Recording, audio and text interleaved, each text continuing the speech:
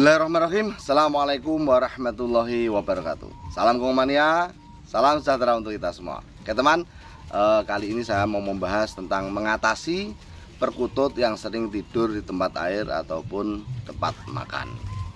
Ya mungkin sebagian teman perlu diketahui juga, ada yang bilang perkutut ini bagus ya, terkaturangkan. Kalau tempat makan namanya apa? Sri lumbung atau penjaga rezeki. Nah, ini mitosnya seperti itu ya. Terus kalau yang tidur di tempat air adalah perkutut banyu panguripan alias penjaga air, menjaga airnya. Nah, ini sekali lagi saya tekankan mitos ya, memang dunia perkututan seperti ini ya. Ini bawaan dari leluhur kita yang kita sebagai orang Jawa itu wajib mengetahui tapi tidak wajib mempercayainya ya, tidak wajib mempercayainya. Wallahu a'lam bishawab. Semua yang baik itu datang dari Allah, semua yang buruk itu datang dari apa yang kita lakukan sendiri ya. Itu tata keramanya seperti itu ya.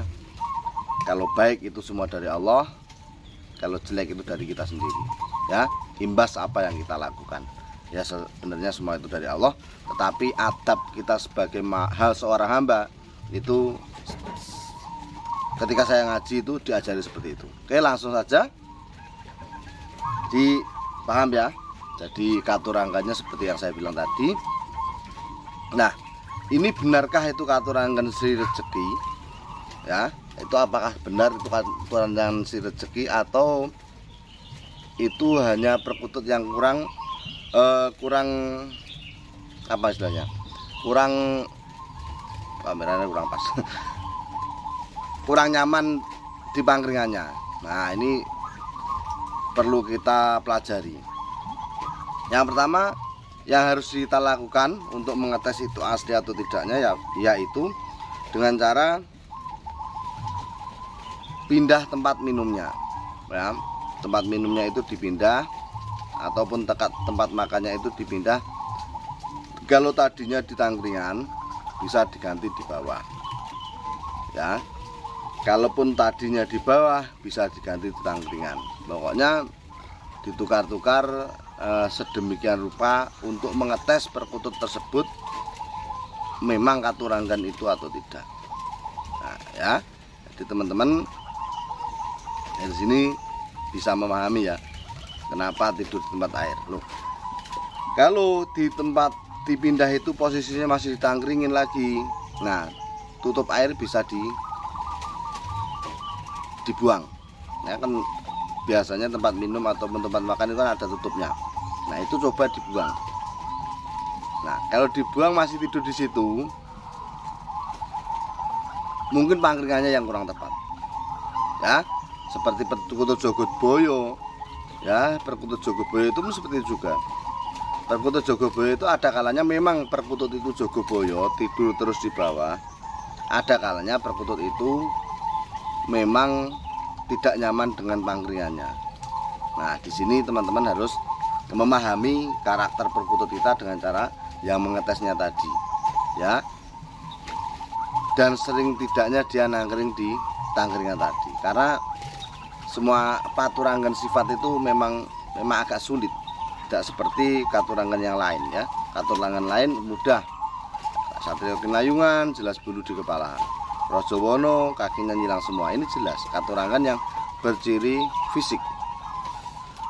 Beda lagi kalau dengan katurangkan sifat ya, apalagi kita sudah transaksi negosiasi dengan orang. Kalau katurangkannya sifat itu kadang di tempat barunya susah untuk istilahnya menyesuaikan diri di tempat barunya. Itu kadang-kadang memang susah.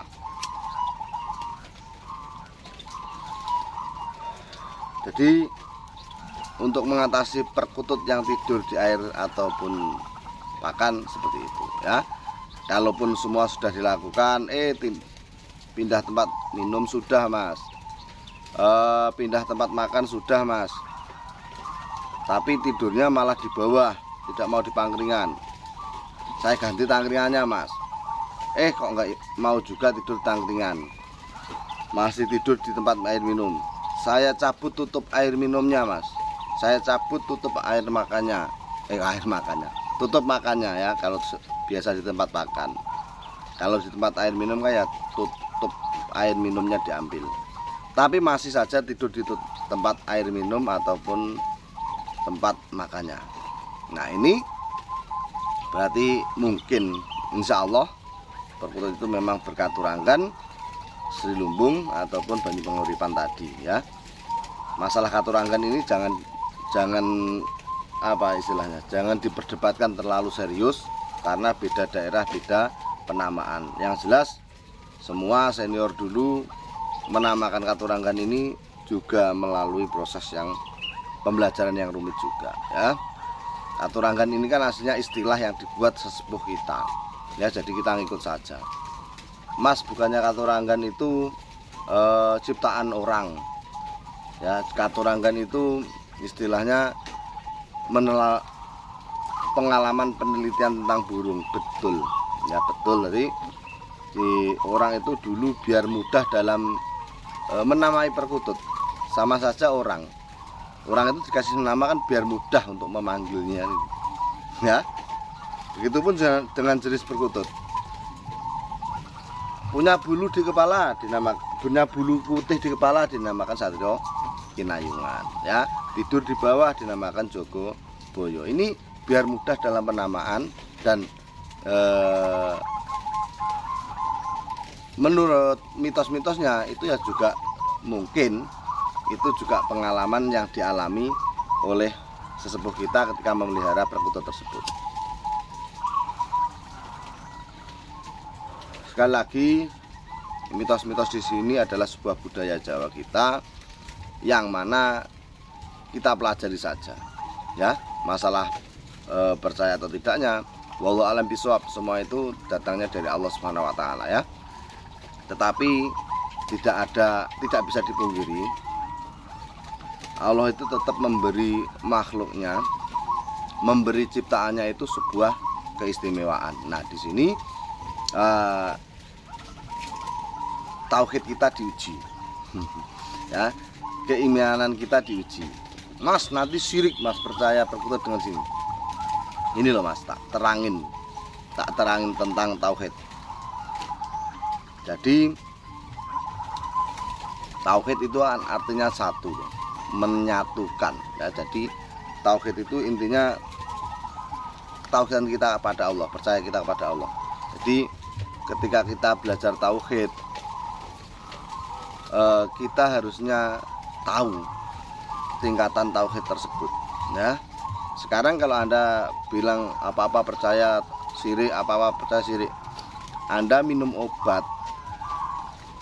ya, Anda pilek minum obat sembuh, terus Anda ketemu teman ditanya, "Loh, kok sudah sembuh?" "Sudah, saya minum obat ini sembuh." Ini kalau aturan tauhid tinggi, kelas tinggi, Anda sudah syirik ya. Harusnya Anda bilang, "Kok sudah sembuh?" "Iya, Allah telah menyembuhkan saya."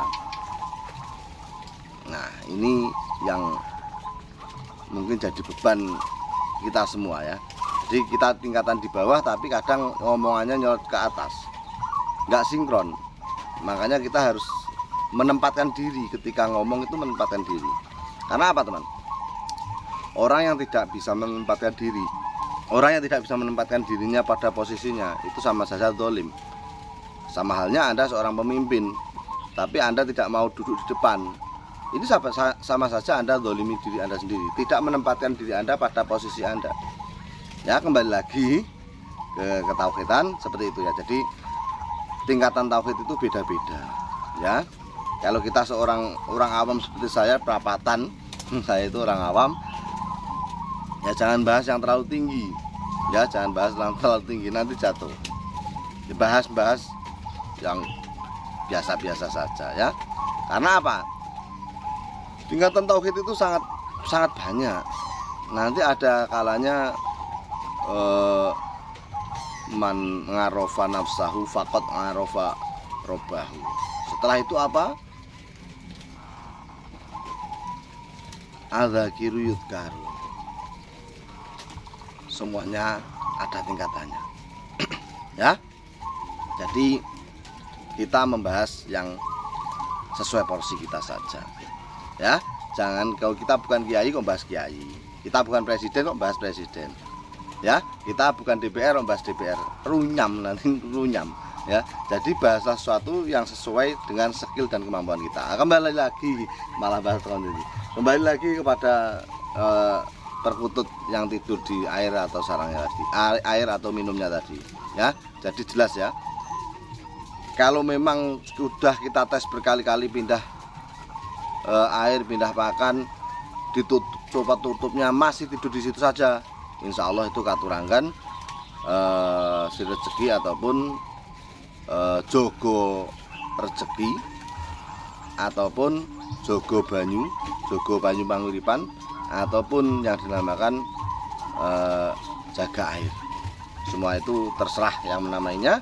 Intinya di sini saya tekankan lagi, ini hanya sebuah katuranggan, mitos yang disebarkan oleh sesepuh kita. Kita wajib mempelajarinya, nggak wajib tahu ya. Maaf tadi awal, kita wajib mempelajarinya supaya apa? Supaya budaya kita terus lestari dan kokohlah negara ini. Ya, sekali lagi saya tekankan, semua itu terjadi atas izin Allah SWT ya. Nggak ada hal yang terjadi itu tidak ada sangkut pautnya dengan Allah SWT. Baik buruknya kita semua dari Allah SWT. Semoga kita selalu berprasangka baik kepada Allah SWT sehingga kita jadi manusia yang jadi hamba yang tawaduk kepada Allah SWT. Salam ngutut sopai patut.